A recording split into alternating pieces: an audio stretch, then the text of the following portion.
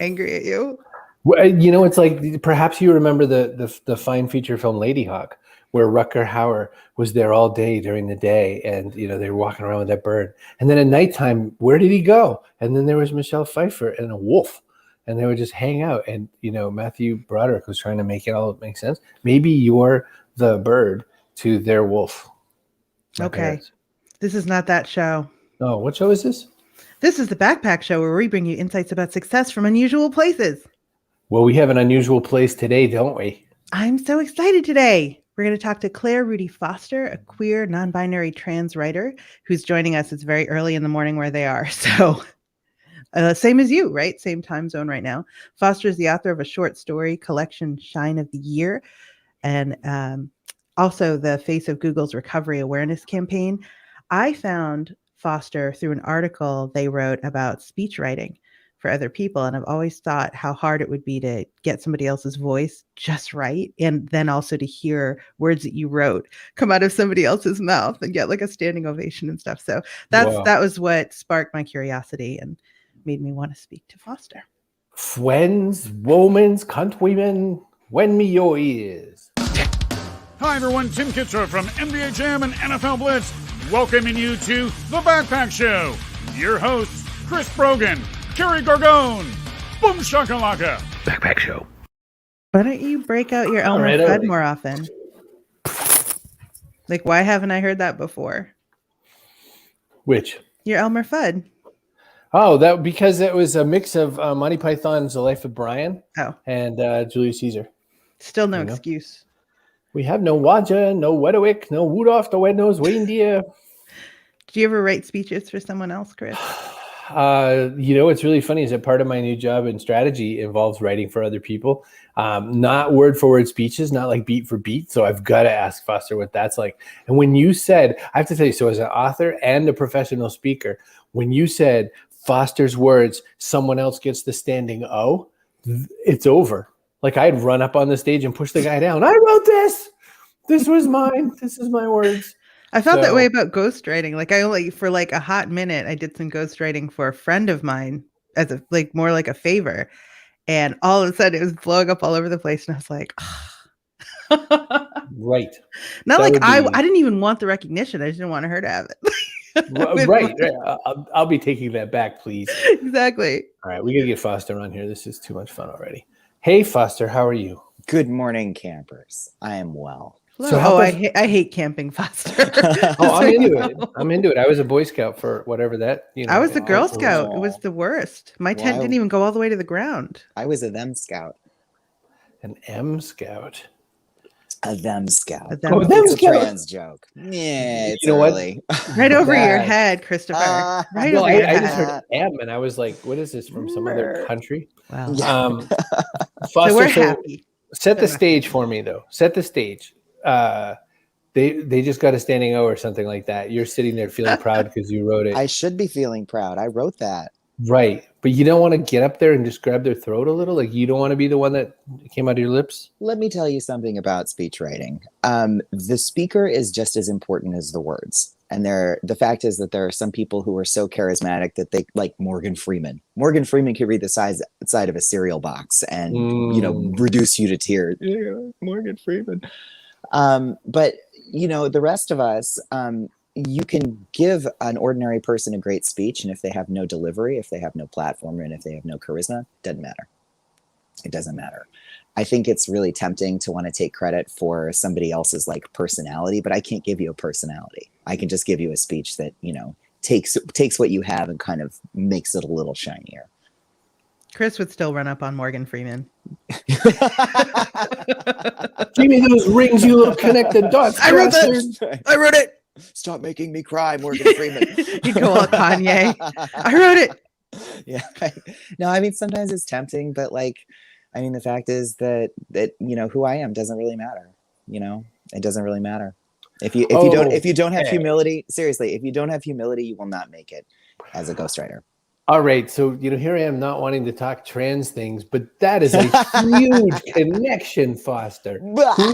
Who I am doesn't matter is basically the T-shirt that you wear before you finally come out. Right? Like that's it's like the whole bi joke about not real or whatever it is. Yeah, the unicorn or the imaginary bi. Yeah, Yes. it kind of is. So when you said that, I would not triggered, not negatively, not like I was triggered. Yeah. It triggered that feeling of, you just said, like, I'm sinking into other people's personas when I do this.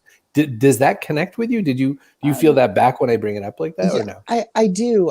I think, I'm not one of these folks who was like, I knew I was different from the time I was 5. Like, I've always been a fucking weirdo. That's really all I have to say about that.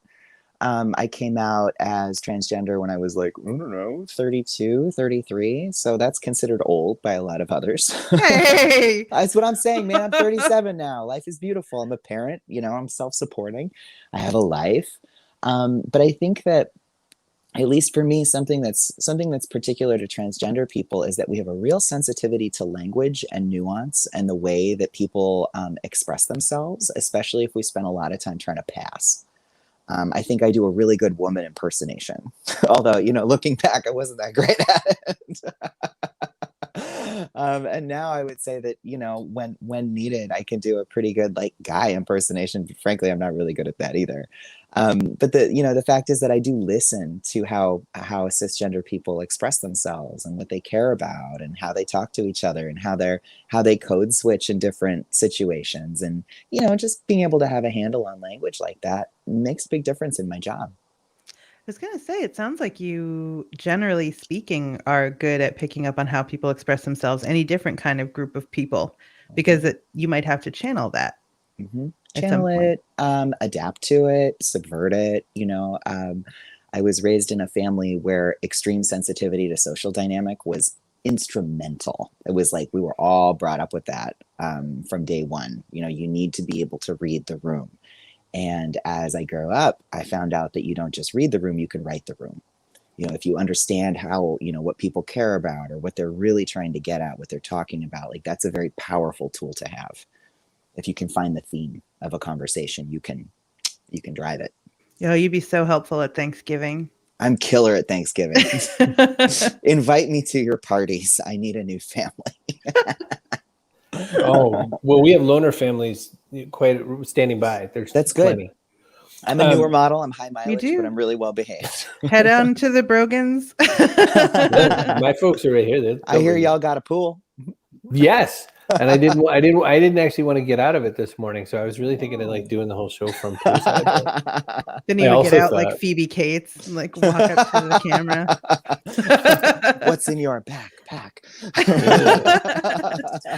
So, Foster, when you settle down to doing your writing work, are you a chunk kind of writer? Are you I've got a very devoted amount of time? Are you a chunk, Foster?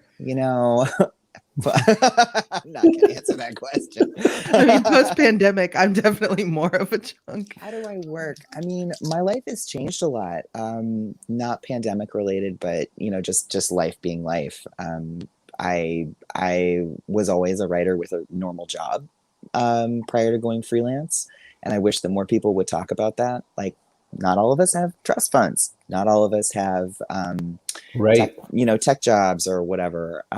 Prior to making the leap to being freelance full time, I interviewed all of the writers who I knew who were working full time from home, as far as I could tell. They're like, hey, dude, like you're a published writer, you run your own gig. Like, how are you making this work? And I really put the screws to them. And I said, I need to know how many clients you have, how much money are you bringing in a month? How are you invoicing? Like all of the nuts and bolts, the business stuff. Because what nobody tells you about freelancing is that essentially you are your own accountant, you're your own receptionist, you're your own bouncer, you're your own cook. You do everything for yourself. So I reached out to these folks and asked them like, hey man, how are you doing this? Well, their business secret was that they all had wives with good jobs. Oh, wow. They're all kept men. Well, lots of us got that answer. I thought you had the answer to something, Foster. I was like, I know, I did too. I was like, is this the secret? And I thought, no, I'm not that cute. So I'm going to have to be my own wife too. But I did end up learning a few things about freelancing that were really helpful to me. And for me, my desk job, my day job, it did not matter what it was. It didn't matter. I've had so many throwaway jobs that it just, they're basically interchangeable. It's a 2-week paycheck. So when I switched, I kept that job right up until the last minute. I used to write on the clock. I would write, Right. I would slack at work just so that I could go home and have like a little bit of energy left to do my other stuff. But I made it work up until it was not sustainable. Well, Christmas Carol dude did it. So did Charles Bukowski. Charles Bukowski worked at the post office, and doctor. So did T.S. Eliot. Right, Anthony Trollope worked. He was like a clerk or something. Right. Doctor, what's his face was William Carlos Williams or somebody who was writing all his poems on prescription pads. Yeah, I love. Who was the other one? Okay, Alice Munro, who was a homemaker. Right. But she said that she used to lock herself in the laundry room during the kids' naps and write on top of the washing machine. And she said that over time, as the naps got longer, so did the stories. See, I use that time to cry. I can't. Crying in the laundry room. So you geographically are in the hood of Chuck Palahniuk. Did you get a chance to shake him down to ask these kinds of questions too?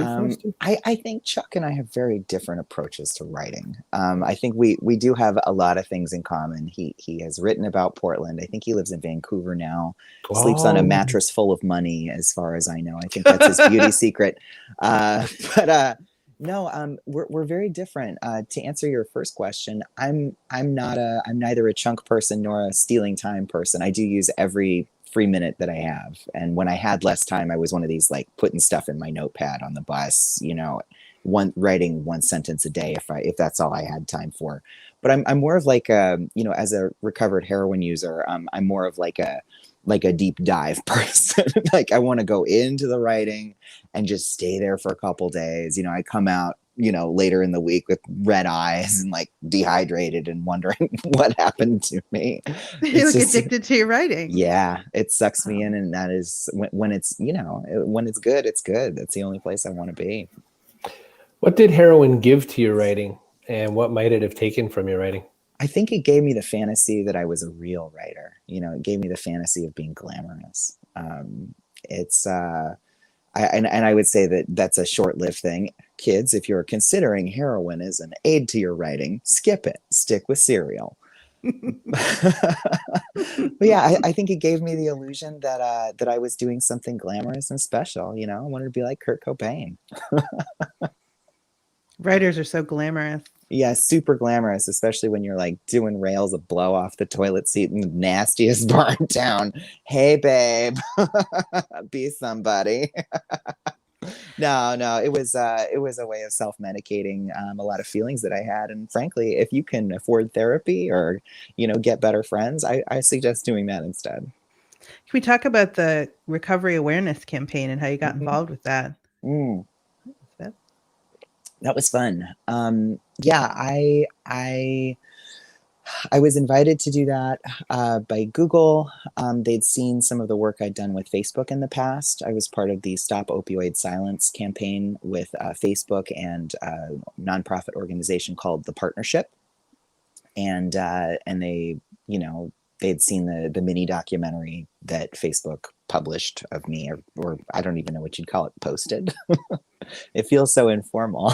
They posted that. Yeah, Facebook knows my name.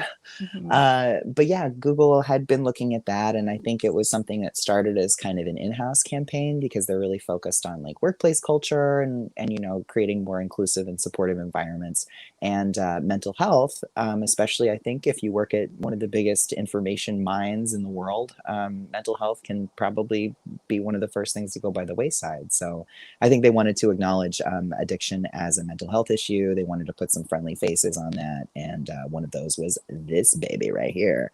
So it was cool, man. Like the YouTube studios is in Los Angeles, and it's in like this converted airplane hangar that is just, I gotta be honest, like it is one of the cleanest places I've ever been in my life. I walked in and I was like, whoa. It is. They've got like one of Howard Hughes, gold-plated helicopters mounted out front on top of a pile of plants. Like it was surreal. And I'm just like a regular person, so I'm like, it's clean. The lighting is amazing, and the cafeteria. These people have money, I thought to myself. Yeah, we basically spent a day in the studio, down the hallway from the Kids Bop team, and a couple of green rooms, and they had really great snacks, and it was a really wonderful experience. Really well managed. I wish you had burst into the Kids Bop room and been like, why do you leave lyrics that are clearly inappropriate and then replace everything else with terrible things that make no sense? Need to know. Oh, man. I think we forget that kids are naturally salty. It's good for them. So salty. I just played regular music. I was like, no. I know, like, not Mother of the Year, but I get it. Are you a twin? I think I saw on your Twitter bio that you're a twin. Oh, that's a running joke I have with my friend Shay Martin, who is a delight in every way.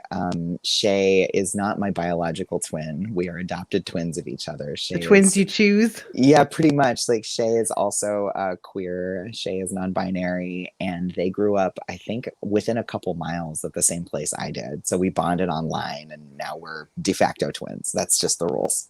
I would think, thank God I don't have a twin. I would be really annoyed with them all the time. I mean, the good news is that you can choose your twins.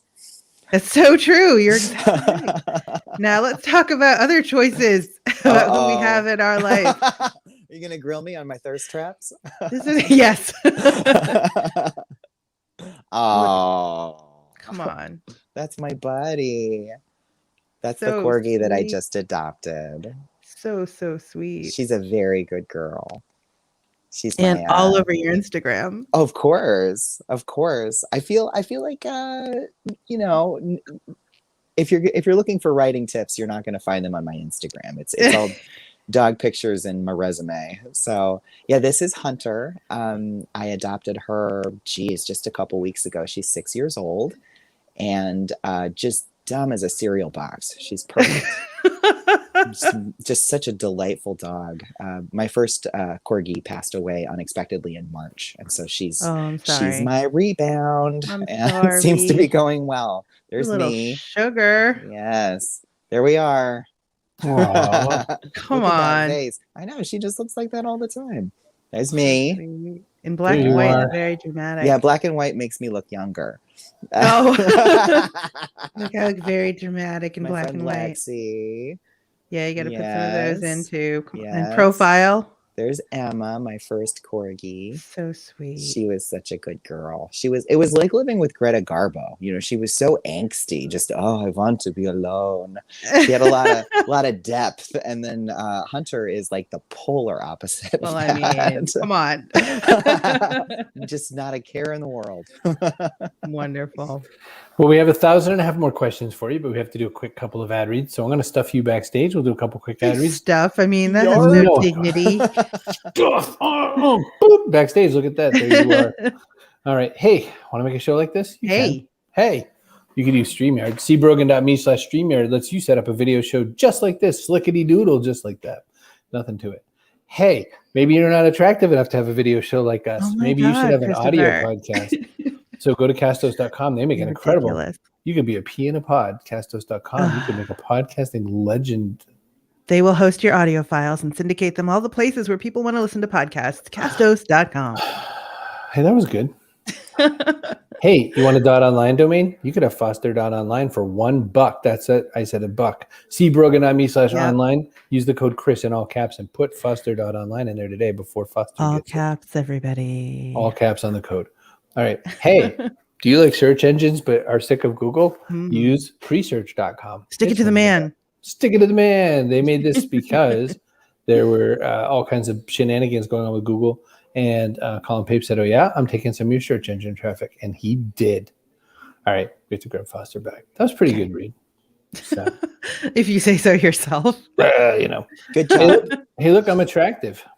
Oh. So thanks, Elizabeth. Wait, what? I'm attractive. I don't The remember fans are going saying that. wild.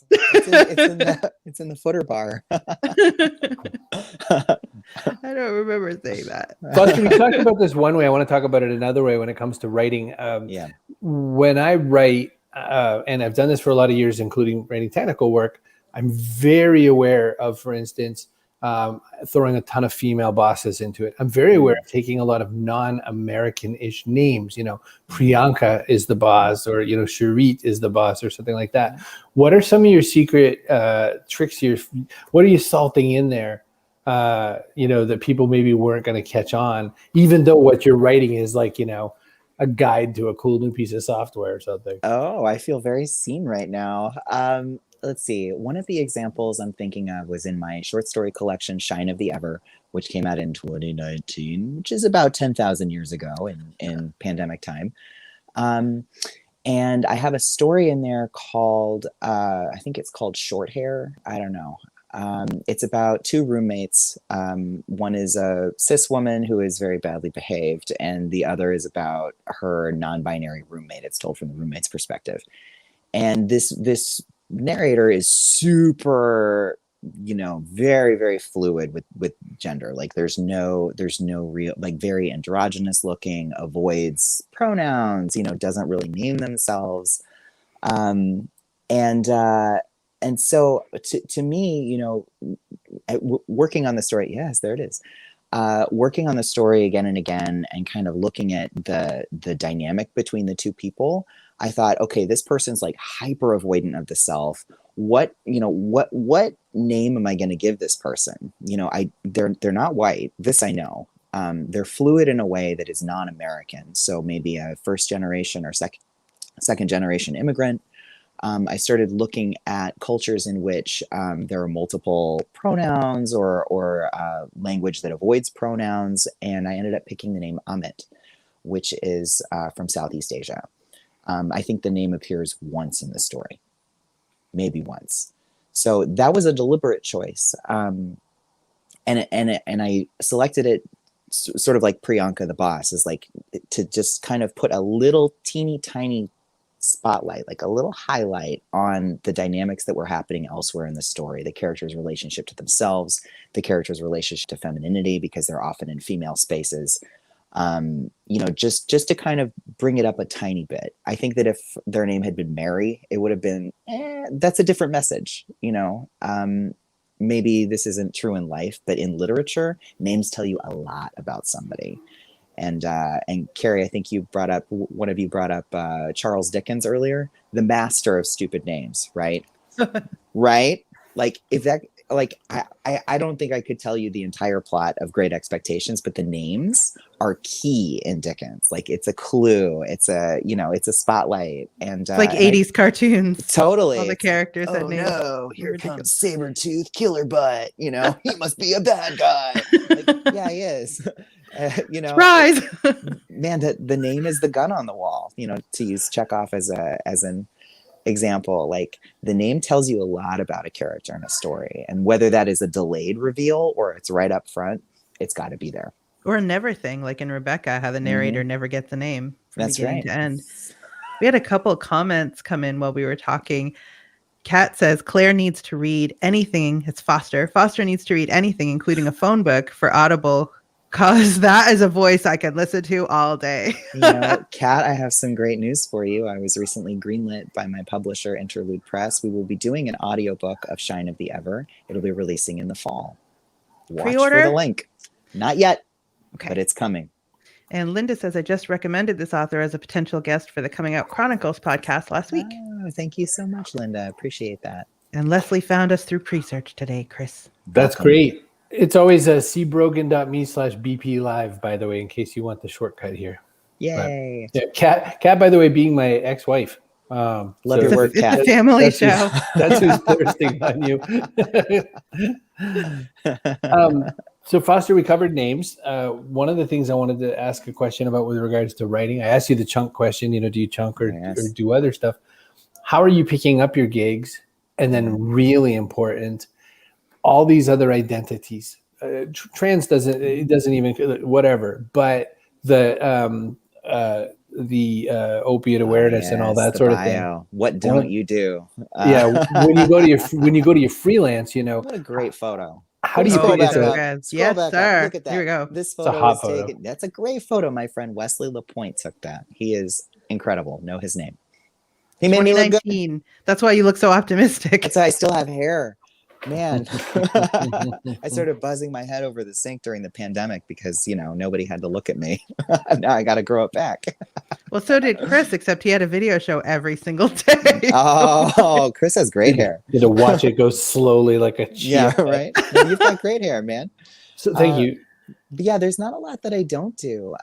For people who are wondering how you get started in this kind of thing, a lot of my first clients were friends, word of mouth. I seem to have a magnet somewhere in my body for celebrity influencers or people who are looking to build their platforms, build their brand. The fact is that if you want to make the leap from like Instagram to something larger, you need a book.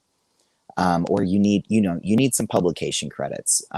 If you're an entrepreneur, I've worked with entrepreneurs who wanted, say, they wanted to pitch a reality show. You need a book. All these things, you need a book. Some of my clients have been on television and just want more exposure. So, you know, it's really, for a lot of people, a book is sort of an investment in the rest of their media plan or their PR. Having a book dignifies you. It sets you up for things like a TED Talk, speaker tours, you know, these gigs that the influencer can get that are a lot, you know, you're bringing in a lot more money if you can have a speaking engagement and sell books on top of that. It's sort of a business investment. So those are my first types of clients. I'm still more or less all word of mouth, and I am booked. Booked. Yeah. It's a good thing. I do get requests through the website periodically if they're interesting. If they're interesting, I follow up. A lot of them are not, or they're people who can't afford me. Right.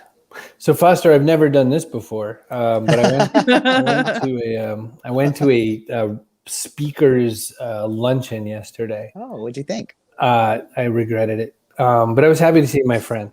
But one thing I was going to say was that the speaker of the day happened to be a book author, and you know, I was like, hey, I too know something about authoring books.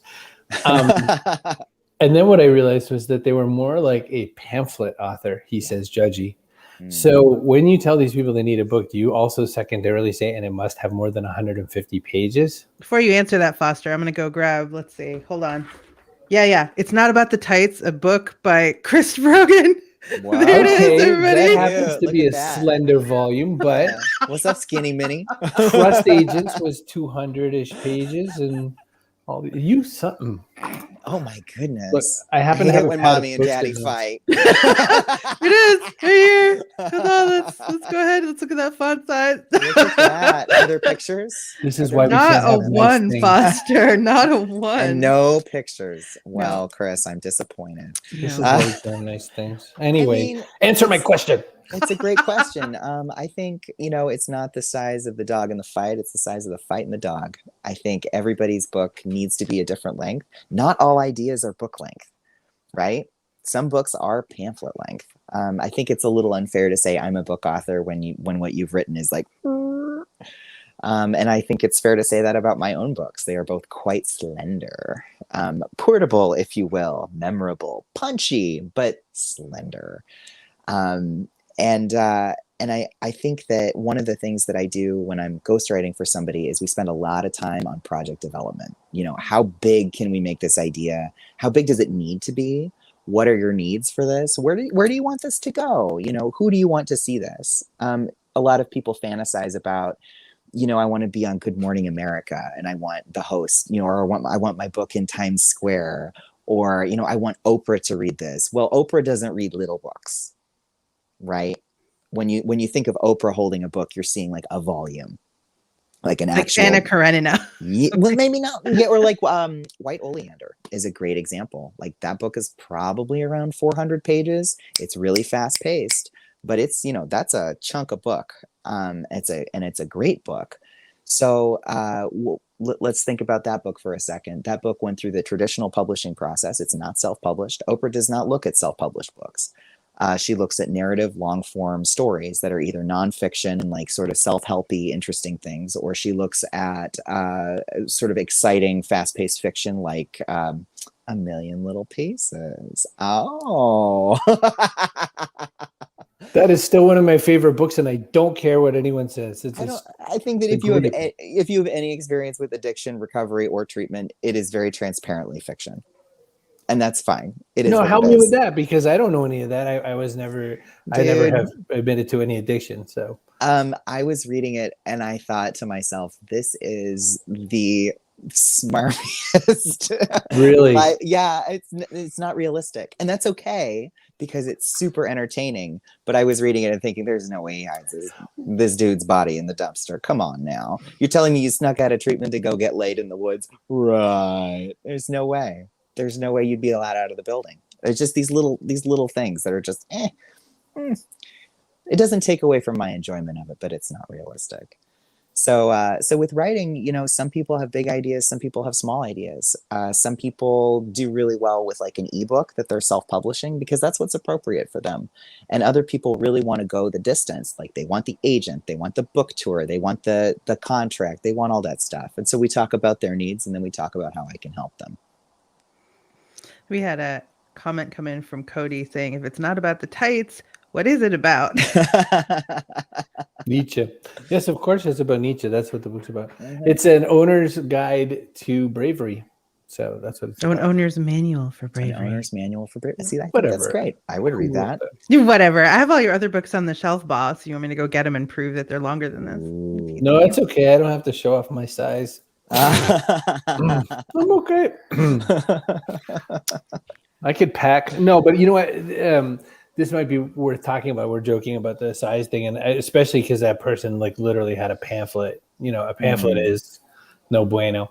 But I do feel that, you know, commercial mainstream books, the reason they're the size they are is because they have to also be spined out so that you can read the spine, which is the dumbest human thing you could ever imagine saying. This book is, the value of this book is based on, can I see it on the shelf? Not like you said, not all ideas are that size. When I'm going to pretend it's a question because it's not, Foster, but when you come up with information or write something, talk just a minute about how you know the size or scope of your idea. How do you know that the idea has to be big or small? That's a great question. Some people have a lot of material. You know, I feel like sort of like surveying territory of some kind, making a map, right? If you imagine in your head making a map, the first thing you want to do is figure out the edges of the territory. Like, how far out does this go? How deep are the lakes? How high are the mountains? Are you really as smart as you say you are? Who's been doing your writing? You know, you kind of want to get a sense for the other person and figure out what they're actually working with. And anybody who's spent any time in a bar talking to strangers knows how to do this. You can figure out really quickly if somebody knows what they're talking about or if they're full of it. And if they're full of it, that's fine. But maybe their idea is a little smaller. A lot, like I mentioned before, a lot of people fantasize about doing TED Talks or being on podcasts or like delivering their message. Ask them what their message is. Can you give it to me in a sentence, or is this a paragraph size idea? If the idea is paragraph size, what if I write that paragraph down and every single sentence in that paragraph is a chapter? How long is it going to be? How many chapters is that? If you can give it to me in one sentence, can you think of 10 examples that prove this? Every one of those 10 is a chapter. You know, some ideas are scalable, where you like with the chapter idea of, 10 examples, where you can scale that up. You could scale it up. You could turn it into a blog where you post every day proof of your idea. And others are especially memoir or personal experience-based stories are a lot more condensed because it's a distinct frame of time. So making the map of this idea does take some time. And it is important to figure out what somebody knows, what they don't know, if research can compensate for that gap. And if so, what is the most interesting way of sharing that story? Because I think the other temptation that a lot of folks have is, especially if they have like a lot of experience or a lot of research, like they want to put all the research in because they worked so hard on it. And that is not a good way of telling a story. Storytelling has as much to do with what's left out as what is in. So I'm sorry that the pamphlet was kind of a letdown. It sounds like maybe that shouldn't have been even as long as it was. But what's not on the page and what is omitted, or what the author, not the ghostwriter, but what the author doesn't know, finding out what's in that space, like that unmarked territory, that's a big part of my job. Kick-ass answer. Pamphlet still got them the speech, though. That is true. That is true. I mean, there's this moment that some of my clients have where, they describe this moment of being on stage, and they're talking, and they've got their little intro. They're in the spotlight. They're doing the thing. They've realized the dream. They're there. There's this moment of bliss where they say, "Download my book on your Kindle, because we're going to be talking about what's in chapter 4. And there's this flicker in the audience as screen after screen, boop, boop, boop, boop, boop. They see it happening in real time. People are, hundreds of people are downloading their book like that. It's like you just made $40,000. That book has legs, baby. I gotta sell my book for more money or something. I don't know. But you don't. Pamphlet. If it's a $2 PDF or Kindle download, and you're doing speaking events like that, everybody open your book to page 17. Boop.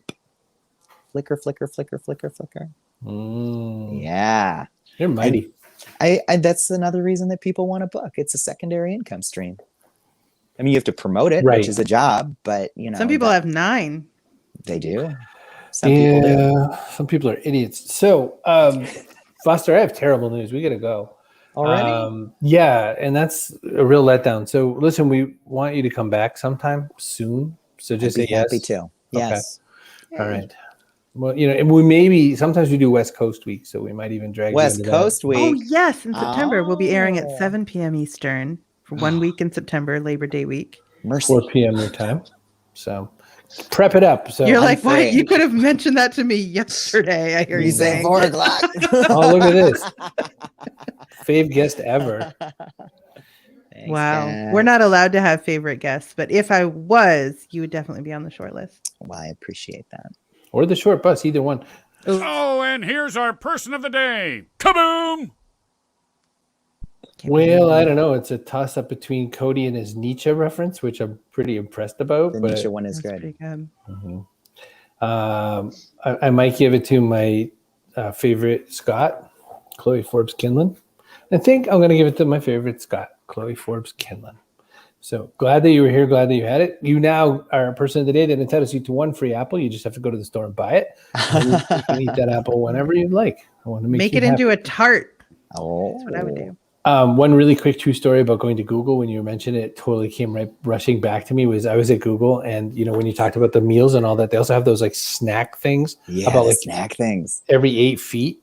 Yes. And I got caught stuffing Kind bars in my pocket. And then this dude goes, "They're everywhere, dude. Like you don't. Are you okay? Keep them in your pocket." I'm fine. They're pretty. Yeah, exactly. Hold my pants. So, Please, sir. My family is starving. We need the Kind bars. We need all of these we can get. They ain't called mean bars. You take as many as you want. That's right. So I can never say that I never exactly present it the right way when it comes to those moments, like free things. So but I think what we'll do is we'll ask you this really important question for the next visit. And so I'll just get you to think, oh, I forgot one thing, Kerry. What goes in your backpack? I thought you were forgetting that. I didn't know if you're like holding. I was getting ready to kill the show. No. But we get people. Usually, we let people have 2 backpack answers if they come back. I was so close to getting out the door without my backpack question. Dang. Once Chris ended the show and we had to come back and like answer it.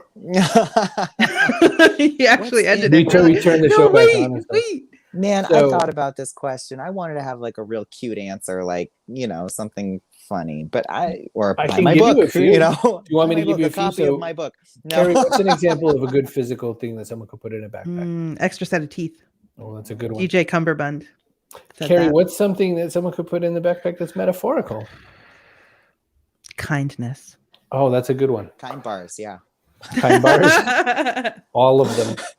Yeah, I thought about it, and I had to, rather than be cute and punchy, I decided to give you an honest answer. Lucky you. Good morning. Coffee hasn't kicked in yet. And I have in my possession a small index card, like a regular size index card, and written on it in Sharpie are the names of everybody that I could call at 2 a.m. if I had a problem. Wow. Every single person. It's a very short list. It's a small card. I only write on one side of it. But one of the most consistent questions I get, whether it's about my life, my recovery, my career, any of that stuff is, how do you do it? You're so popular. Like, how are you making your audience happy? And it's like, my audience is on that card. The people who I care, the people who I care about are on that card. I read a study once that said that we become like the 5 people we spend the most time with. You've probably heard this one too. And I have 5 people on that card, and I'm proud to be like those people. Those are the people who I count on for honest feedback. Those are the people who I write for. Those are the people who show up for me, and those are the people who I show up for. That's my family of choice. And, if you don't know who your 5 are, make a list. Figure out what you get from them. Figure out what you give them. And you have to write those numbers down because I never remember phone numbers anymore. Yeah, how are you going to make bail? Come on now. So screwed. I'm so screwed. Well, I was thinking that you need to keep a 6th slot open for Vanilla Ice, because if there was a problem, he'd solve it. Oh. Right? So, that's always, you just keep it there. It's just got to be the number 6. Should have stayed in the pool, Chris. I know. I'm headed right really? there. I'm headed right there. Listen, I've got to tell you, we've got to do some things, but I'm going to tell you this one thing that I'm going to ask you this question. Everyone's going to want to know the answer to this. Ready?